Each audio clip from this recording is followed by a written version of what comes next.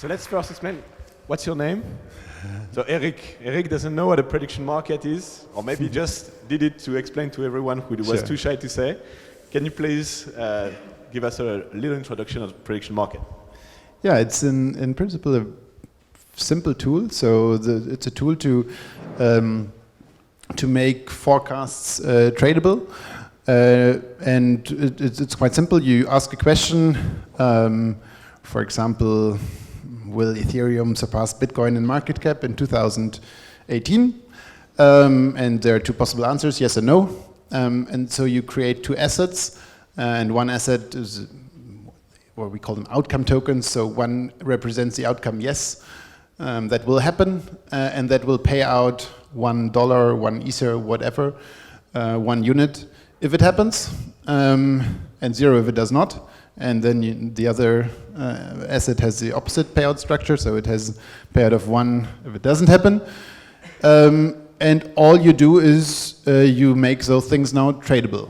So the asset that pays out 1 can be traded on any marketplace, and let's say it trades at 30 cents a dollar. Then that means the market gives that event a 30% chance, or a 30% likelihood. And if you as an individual think, well, the likelihood is higher, I assume the likelihood is higher than 30%, then you have a direct incentive to buy that asset. Let's say you think the likelihood is 40%, well, then your price should be 40 cents. So you buy it, and potentially by buying it, you move up the price, and in that sense, you feed your information into the market, and the market always reflects the best forecast, ideally. So, how the idea of building prediction market came? Like, before we talk about the future, let's go back on how it all started.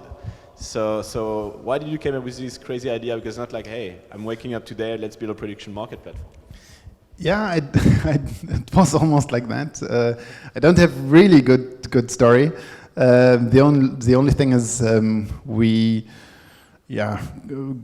and my co-founder, we got excited about Bitcoin quite early in 2011, I believe, and kind of more out of excitement of Bitcoin, we thought, it's time still at university, and we thought, okay, we should build something using Bitcoin. And I can't really tell you why we picked prediction markets, but we did. And kind of over the years, we got more and more excited about the concept and saw how much potential it has for better information aggregation, for better decision making, for better governance, for better hedging, all kind of efficiencies you can gain with prediction markets. What makes prediction market a good fit as an application for a decentralized application? Why is it better to have a decentralized application market rather than a centralized application market? That's a good question, and I would say even, non-decentralized prediction markets would be very useful. I would give the general answer that I believe it is easier to create network effects on decentralized tools. So if you create something decentralized, you put it out there, and everyone knows, okay, those are exactly the rules. And there is no entity that can suddenly change them, it's more likely that others will build things around this market, if you want. And for prediction markets, it's of course crucial to have liquidity.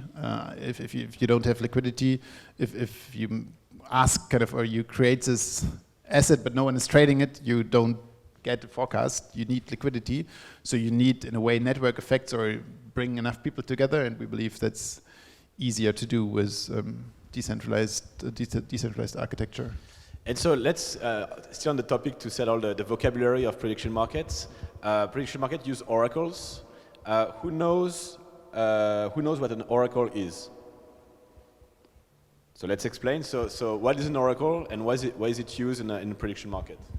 Yeah, the oracle is just the contract or the entity or the source a source of information. So in the prediction market, you're usually asking a question: Will something happen? And eventually, somehow the blockchain needs to know what happened, and then the blockchain or the smart contracts will trigger the payouts either in that direction or in that direction. And yeah, this source of information is called an oracle, and there are a bunch of ways how you can implement that. The simplest is a centralized oracle, so you basically say, well, there's one entity or one key, someone represented by a key, and this entity can at some point sign or make a transaction or sign a message, what the outcome is. And this entity could be Bloomberg, Thomson Reuters, some entity like that.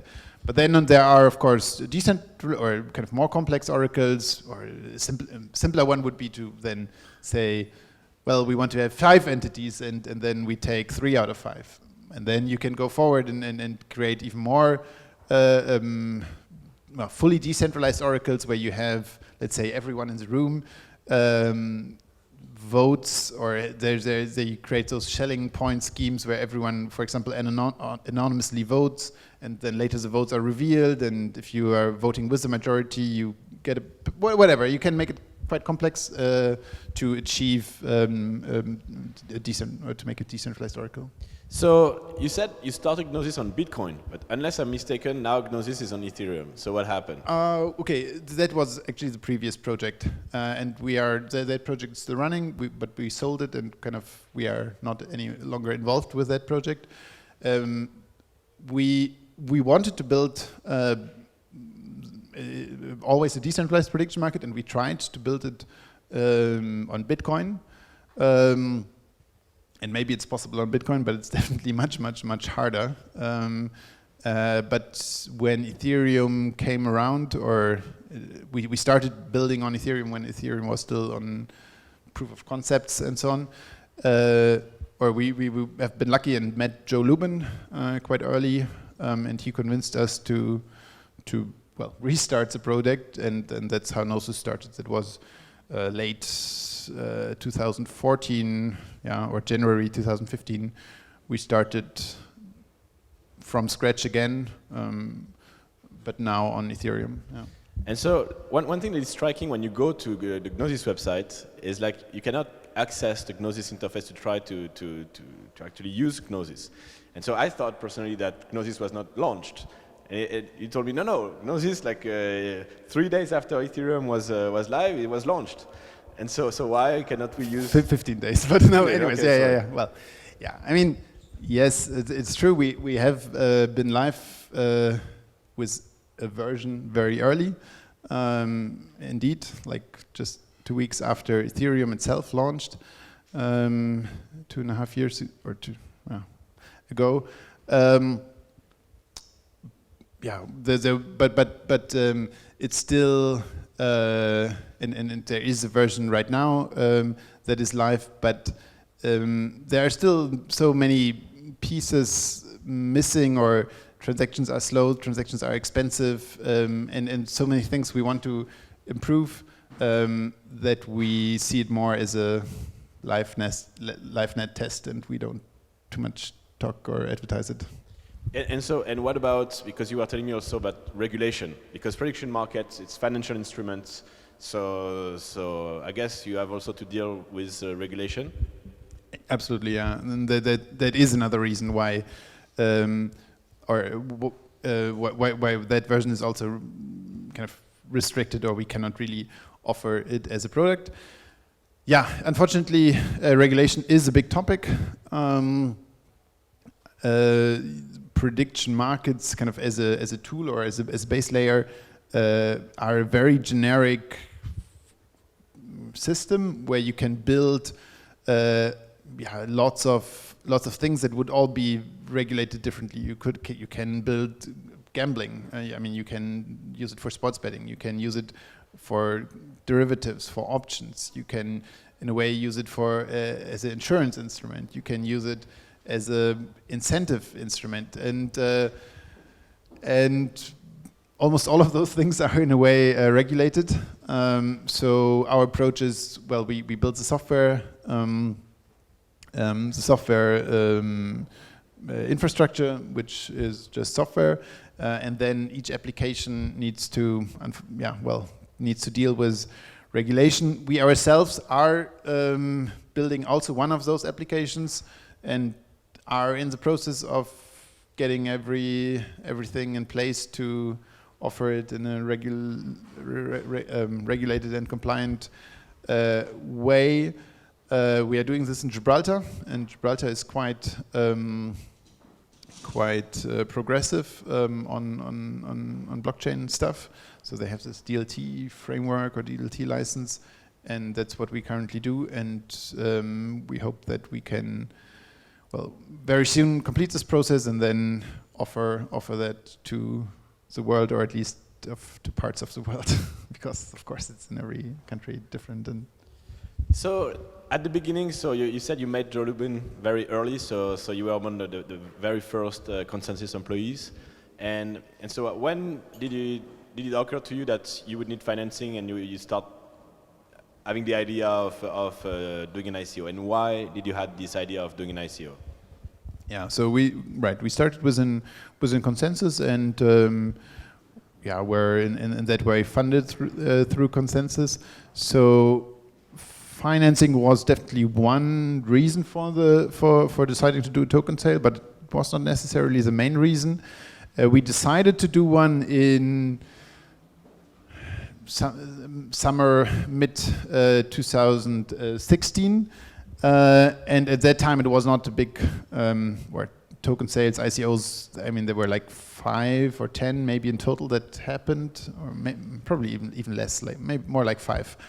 So it wasn't a big thing, but we were, well, quite intrigued by the concept, especially, and one big advantage I still see, although the landscape has very much, I mean, lots of craziness happened and has very shifted, but one big advantage I still see is building up a community and building up, having suddenly many thousand people that cheer for your project, or are early adopters or early users, are have shared or aligned incentives.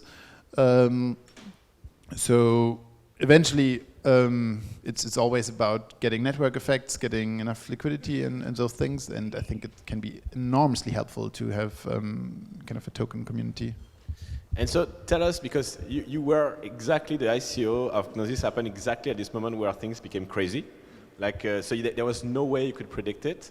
So you had carefully prepared your ICO. You say, okay, a good price is probably, so for those who don't know, like the ICO of Gnosis was it's a reverse Dutch auction. So where you say, okay, like the maximum price that people are maybe willing to pay is this one, and the lower band is this one.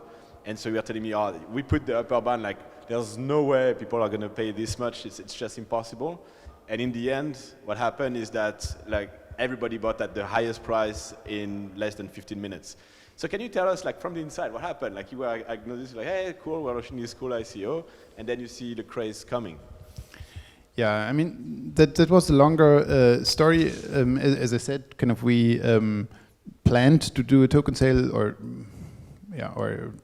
started preparing in summer 2016. So in October, we already had discussions on Reddit with the community of how it should be done. There were, I think, few were happening at the time, Golem, and there was this thing that usually how a token sale was done at that time was there would be just a fixed price, and then usually there's an early bonus, and what often happens that they were sold out quite quickly, and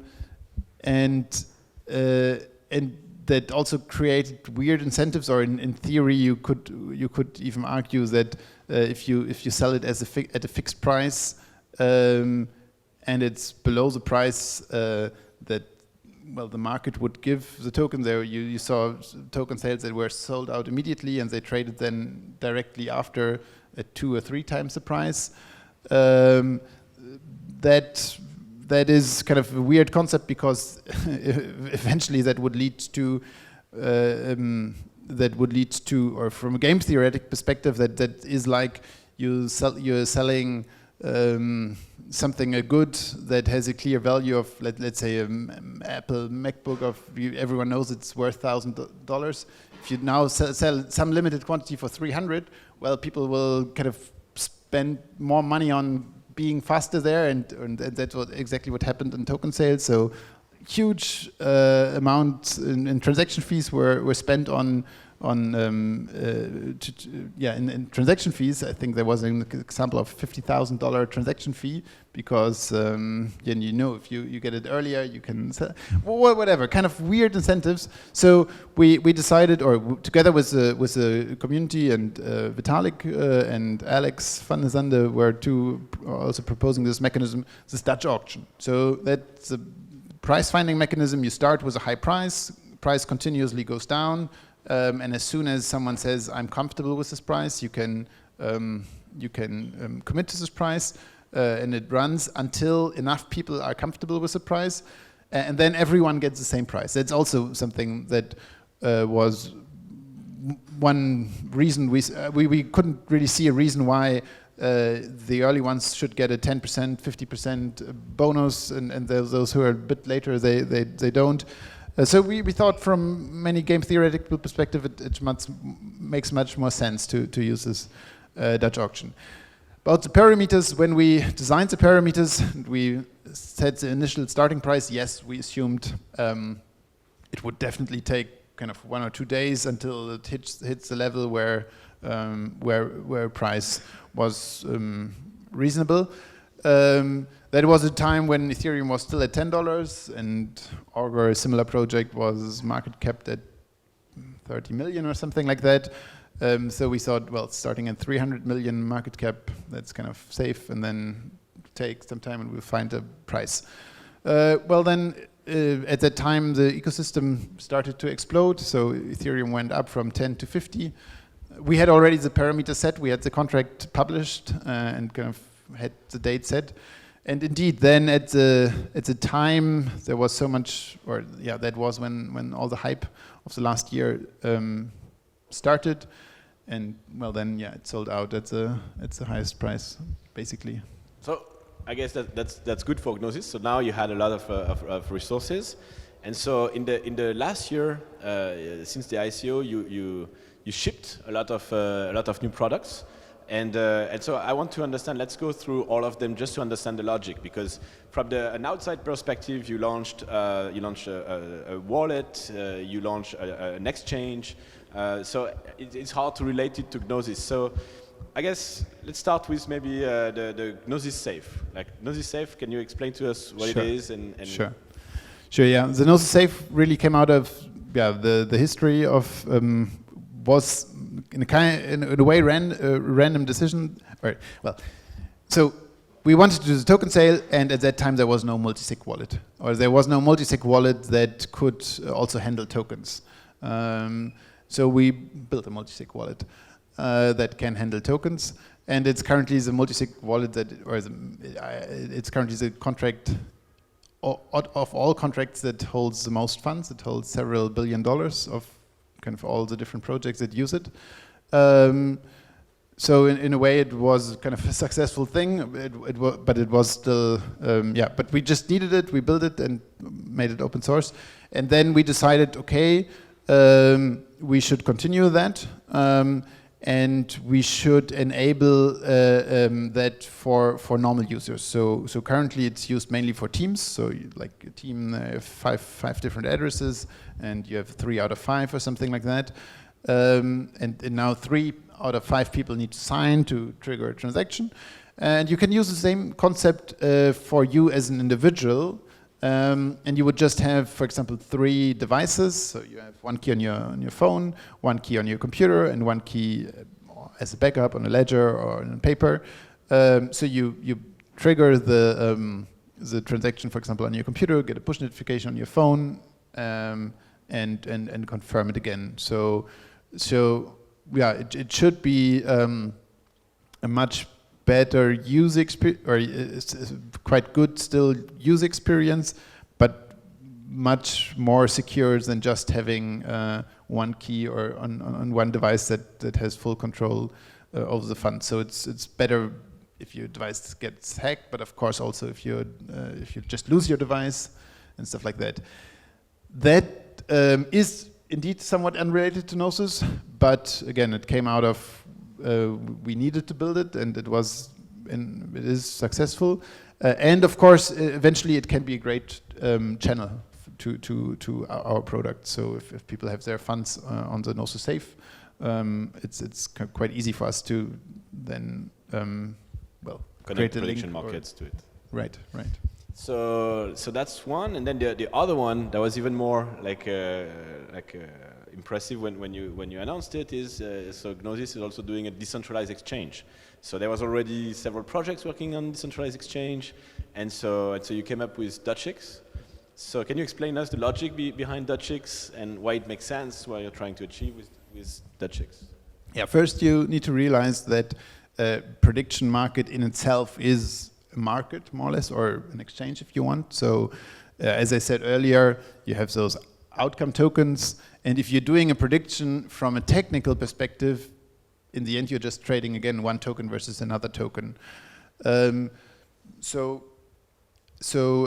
we need an exchange for prediction markets anyway. And Gnosis is built in such a modular way that those outcome tokens or predictive assets you can trade on any exchange. You can trade on 0x, on all the decentralized exchanges that are available. But we see a bunch of advantages in auction mechanisms again, and kind of it's a long story, but one part of it is that auction mechanisms or batch auctions also are much more efficient if there is not too much liquidity. If there's high liquidity, it's fine to use those order books, but if you have little liquidity, it makes a lot of sense to bundle the liquidity over some period. In the case of the Dutch auction, it runs for some time, and you bundle all the liquidity to find then one price. And with prediction markets, we will create thousands, if not millions, of things that are suddenly tradable, and not all will have a lot of liquidity. So it's important to have very efficient market mechanisms to still find good prices. So that's kind of where the need came from, or there is a need for decentralized market mechanisms. And then when you build them, of course, you can open them to also trade normal tokens. And so what you run also, it was back at the end of last year, an experiment to help user try Gnosis on a free version of Gnosis. So what was the result? What was the feedback? Why you were surprised with what people were doing? Can you tell us a bit more? Yeah, we got quite good feedback. So it was we called it Olympia, and it will start soon again. It's kind of a little bit gamified version of a prediction market. So usually on a prediction market you have to spend, of course, real money. That's also where a lot of the correct or the hopefully good forecasts come from, that people actually need to put money where their mouth is, if you want. With Olympia it was different. That it ran also on testnet, but we will continuously run those, or we will start to run those again. So that was the same principle as a prediction market, but the user would just get every other day, they would get some tokens that were used in all the markets, and they could do predictions on all kind of various, often blockchain related questions, and that would run for a month, and whichever users kind of were most successful and could accumulate most tokens, they in the end got a prize. We think that's a great way to get feedback for the interface and to kind of test stuff, but also to educate users to show them how the mechanics of the prediction market work, and we will continue to do those things. How many people tried Olympia? How many people used it? 500. 500. Yeah. And so, and like the feedback was positive, people were happy. Very positive, yeah. So now that, okay, yeah, it seems that from a software perspective, Gnosis is ready. Yes, I mean, it's also there are still, there are still so many improvements to make. So ready. I mean, currently Ethereum is as it is. So a transaction takes between 15 seconds and many minutes. It costs a few dollars. Yeah, I was about to ask what are the challenges ahead that you see, like the roadblocks to getting wider adoption. Right. So scalability of Ethereum is a definitely. topic. I mean, there are many. So of course, scalability costs. Well, still convenience. The thing that you need to have. That we don't. I mean, that's one reason why we built this wallet.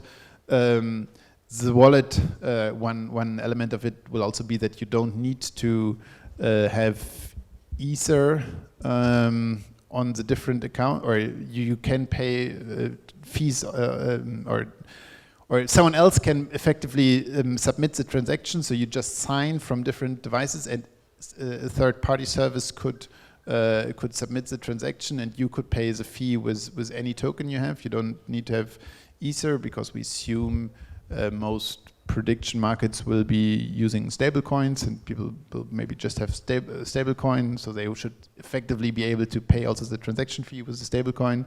And all those things to make it really a decent user experience, that will still be a challenge over many years. And are you actively involved in improving the scalability of Ethereum, or is it something where you expect the foundation to move and you're more like expecting? Both, yeah. Of course, we hope that, or we see that the foundation and many others are doing great work, but we also try to contribute. So. We are building this Dutch exchange that will be fully on-chain, but we are already building the successor of that, and that will use the Plasma design. So we are also involved in the Plasma universe, and try to build solutions that are also usable for other projects. And so at this time, like how many people are working Gnosis? Like how many? Are you a huge company? Are you 45? 45 people. Yeah. So and it's mostly developers. 2/3 are roughly developers, and. And so, are you planning like at what point will you start making more marketing, if ever, or what time do you see like we say, okay, now we're ready technically, and let's try it now to market much more aggressively? Yeah, so when we, as soon as we have the regulatory stuff sorted out, and we have this license and so on, we will definitely start, marketing, at least in the crypto space. So the first prediction markets you can expect with hopefully higher volume will be markets around the crypto industry. So stuff like when will Cosmos launch? What will be the transaction capacity of Ethereum in a year? When will it switch to proof of stake? What will be the gas price? What will be the average? Stuff like that. Ideally, things that can also help people make better decisions. I mean, all the time you need to guess kind of how quickly things are available, and it's really hard to get good forecasts when specific technology will be shipped. So those kind of markets will be the first one, because again, there will be still an entry barrier, but for those who are already in crypto, that's not an issue that you need a MetaMask account and that you. So that's my point. Thank you. So in terms of usage of prediction market, one fascinating application of prediction market is like the futurshi, like the political government, I'd say. Like, right. So who knows what a futurshi is? Okay, so let's like, can you tell us more? Because you need to know that Martin was active politically, was in the Pirate Party, still is in the Pirate Party in Germany. So can you explain to us what the futarchy is and how it uses prediction market? Right. So futarchy is a governance mechanism, and you are kind of Robin Hanson came up with that, and the claim was, or the slogan is, vote on your values but bet on your beliefs. So the idea was we shouldn't vote on stuff, on things, what we do, but instead we should vote on what do we want to achieve, or we just should vote on the value. So kind of what is the criteria we are trying to optimize for. So you could make the example as a nation state. So as a nation state, we could, instead of voting for one political party or vote on concrete actions. I mean, countries like Switzerland, they also vote on concrete topics. We could just vote on what is the thing we want to measure and optimize for. So it could be GDP, or it could be something like a happiness index of how happy is everyone, or kind of an index out of, I don't know, different factors. But let's make it simple. Let's start with a DAO on Ethereum or a token project, and the simplest optimization criteria could be the token price. So let's say there's a DAO, it has its own token, and the only thing it wants to optimize for is the token price. So now, as soon as you have this goal established, then the question is, how do we get there? And that is, well, where traditionally you might use voting as a government, or you might have a leader that makes decisions. But the super interesting thing is you can use prediction markets for those things. So how it works is you create conditional markets. So you predict what will be the price of the token under the condition that we implement this decision, or what will be the price of the token. Again, you have this prediction market on this future price of the token under the condition that we do the other decision. So, or one example is always fire the CEO. So you have a company. And let's say the optimization criteria would be revenue of the company. So what is the revenue in 2 years of the company under the condition that we fire the CEO or that we stick with the CEO? And then you have those two markets, or those two forecasts. If you strictly go with that mechanism, you could then automatically implement the decision that has the higher expected outcome on the thing you are optimizing for. Did you already try it with a political party, or like to try to do a real world example? No. We will start with, or we have started with kind of crypto economic primitives. So things like TCRs. Okay, so not yet.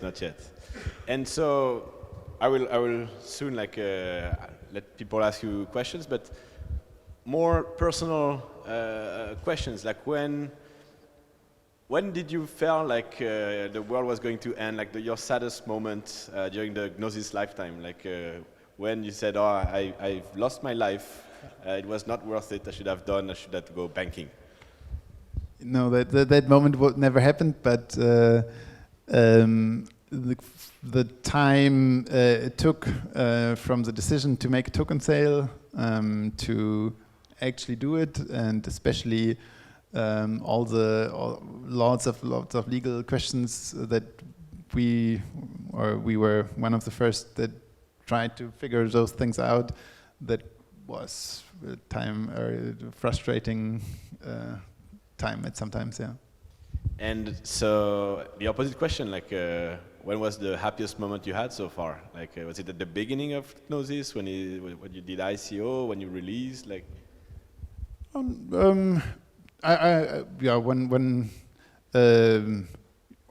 Yeah, shortly, a few days after the ICO, that was definitely very exciting. Directly after or during, that was extremely stressful because you were just so worried that something could go wrong. I mean, all kind of things could go wrong. There could be a bug in the smart contract. There could be a DDoS problem. There could be a network problem.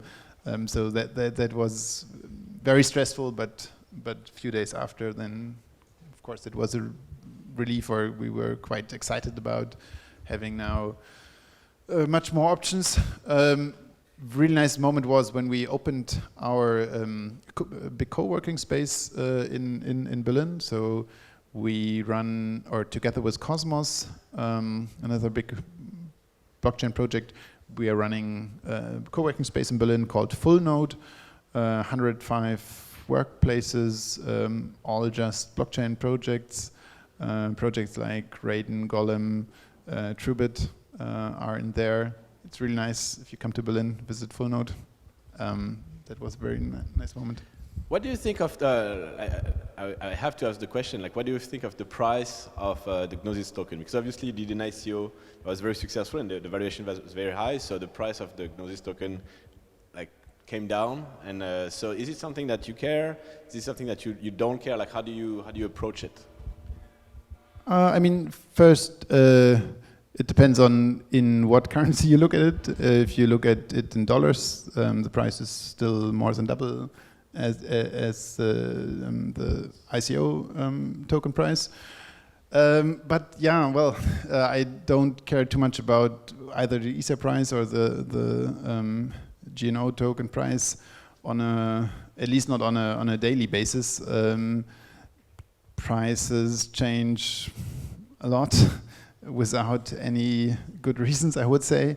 I would say that's, or I'm pretty sure that's true for bigger things like Bitcoin and Ethereum. Sometimes there's a 10% change. It's a day, really nothing fundamentally changed at all. I can 100% say that's true for Gnosis. There were days where 15% price change and nothing on that day happened, to my knowledge. So yeah. So yeah, just look at it from far away. Let's just talk about ecosystem. Obviously, you're in Berlin. Like, you travel a lot. What do you see? What is, and it's not because in France that you need to say France, and it's okay. But what do you see like the different ecosystem, like the US, France, UK, Singapore, Hong Kong? Like, which one is the more vibrant? Is there some ecosystem with more specialty? How do you see it? Like, do you see it as equal? Is Europe doing a good job right now in the crypto world, or could we do better? Are we being beaten by the Americans? Like, what's your view? Yeah, I used to live. The first 2 years of Gnosis, I lived in the US, first in New York and then in Silicon Valley and Palo Alto. So I at least have a quite good comparison to the US and well, Europe, especially Berlin. And there I can say Europe and yeah, indeed also Berlin is definitely not behind, or I would say even in terms of how many projects are there, how many developers are there. There are more developers and more meetups happening in Berlin than in the Bay Area. Definitely. Yeah. It's quite cool. We used to say that the Bitcoin community is more US based and the Ethereum community is more European based. Do you agree with that? Yes, that's a fair statement. That's fair. So just to finish, and then we'll go for questions. Like, give us an anecdote, like a funny anecdote or sad anecdote, like something that happened that was not forecasted. You prepared me. You prepared me, but I'm still unprepared. have to think. Everything went according to plan. I guess it's your German. You're good at operations. There's nothing goes sideways.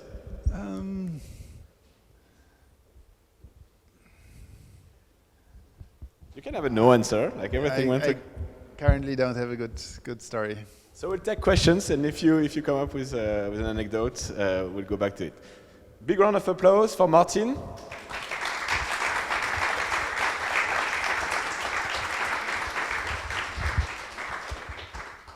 Hi, Martin. Thanks for your talk. My question is about prediction markets and their accuracy and efficacy. You mentioned that sometimes the crypto markets move for basically no reason.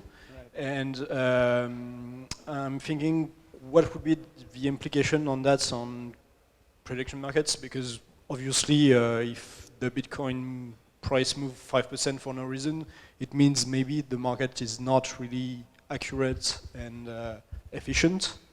And so what's your opinion on that? And a second related question would be, do you think there are ways to manipulate the prediction markets, and how would you go about avoiding market manipulation? Right. So first, I would say, sure, you should never expect perfect markets. So yeah, the prediction markets will not always, or the price will not always necessarily be the right price. But that's not necessarily the goal. I would say the goal is to be at least better than what we have right now, and I think we can have that. I would also make a point why prediction markets will be better priced, because something like Bitcoin, I would say it's really hard to argue if there is even something as a right price, because something with Bitcoin, the price is a price. So if people are willing to pay that price, well then that is a price. So if the price goes up, that is in itself kind of a justification for the price going up. With the prediction markets, it's different. So just because, so let's say you have a prediction market on will it rain tomorrow, or kind of you need to specify it very well, kind of in that area and so on. But let's say you have that specified very well, and will it rain tomorrow? Then if everyone here kind of is rational and drives the price up, then again, in Bitcoin, if you then short it and you say, well, that's irrational, well, you still might be wrong. You kind of the market can stay longer irrational than you can stay solvent. With the question, will it rain tomorrow? Well, tomorrow it will be decided, and kind of however irrational the market might be, it doesn't matter, or your position, you then in the end, if you have the kind of right position, you will get the correct payout, or you will get a positive payout, even if everyone behaves irrational. And again, that's not true for stocks, for trading stocks and for trading Bitcoin. If everyone else is irrational and you are, then it is kind of rational to be irrational in a way. So that is something fundamentally different with prediction markets that hopefully makes them better. Still, market manipulation should be expected, especially if you go so far and you do something like futaki. So if the prediction market itself or the forecast itself influences a decision, of course people will try to manipulate that price. That is, in a way, you can argue as soon as someone manipulates the price, that means they are willing to misprice something, and in a way that adds free money to the market. So someone is suddenly, because they have other reasons, or they have an external payout, they are willing to lose money on that market, and in a way, it should even increase liquidity and make therefore the forecast more correct or create a bigger incentive to figure out the real likelihood. But that's to some extent we have to figure it out, and we are actually creating a bunch of experiments in that direction, where we explicitly set up these future key markets, and we give someone an explicit incentive to manipulate the market. So basically, we do a simple thing like what will be the difficulty on one market, what will be the Ethereum difficulty in a month, and in another market we create them forecast what will be the Ethereum difficulty plus a constant number, plus 5. So we don't know what the correct forecast is on those two markets, but we know that the difference between the forecasts should definitely be 5. And then we give someone the incentive or a payout. Someone gets a payout if the difference is bigger than 5. So they have an interest to manipulate this market, and we will see how good the market is at correcting those things. So yeah, short answer is we will have to figure it out. Hello. So, my question is basically the same, which is you talked a lot about rationality, incentives, efficient market. How seriously do you take your responsibility as the creator to create the right incentives for the market to work, and not just create another financial system with the problems we've seen for decades? Yeah, definitely high responsibility. So again, that's why we are in a way careful. We try to be careful with claims. So I would always acknowledge that those mechanisms are might not work or might not work as good as expected, and we try to do those experiments and try to provide a useful tool without kind of promising too much. Quick question on how do you position yourself against your competitors, like Augur, for example? What's your differentiators, your unique selling points? What's your direction? Mm-hmm. Yeah, so Augur, they focused quite a lot on this problem of a decentralized oracle. So they have this, or a lot of in Augur is about solving this decentralized oracle challenge, and it's a big challenge. We focused much more on two things. First, on providing a platform, so making it very easy for all the different applications that exist. They will all have very different user interfaces. They will have kind of very, it will look like very different if you have a market here on weather forecasts, or here sports betting, or here an insurance product, but they will still all use some same underlying mechanism. So we really focus on this platform thing and on market mechanisms. I only hinted at it: auctions, batch auctions, more efficient, or market mechanisms that are specifically efficient for prediction markets. Ideally, I would say in the end, Gnosis is Oracle agnostic, can use Augur as one choice, and if someone for a different application it's fine to use Bloomberg, well then use Bloomberg. So ideally we can use Augur and they can use Gnosis to trade on our market mechanisms. And do you have any other competitors or doing exactly like the protocol side? I mean, well, of course, many other projects also build decentralized trading systems. I'm not aware of any that are going there, or that building stuff that is specifically optimized for prediction markets. But well, that remains to be seen whether kind of that is a big enough competitive advantage. One last question. I wonder if you could outline what you regard as the biggest threats to the success of Gnosis. Yeah,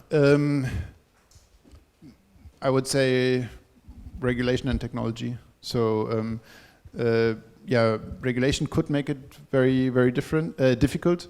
We are optimistic. Again, close to getting this license in Gibraltar, but also having talks to bigger regulators as in the US, the CFTC, trying to get a non-action letter there. But so far, one of the main reasons why prediction markets have not been widely used is that regulation makes it hard to offer those things. And the second one is yeah, technology. We are quite well focused on using decentralized, using Ethereum. And if Ethereum can't scale, then it will be hard for Gnosis to succeed. Thank you very much, everyone, for coming. Big round of applause for Martin.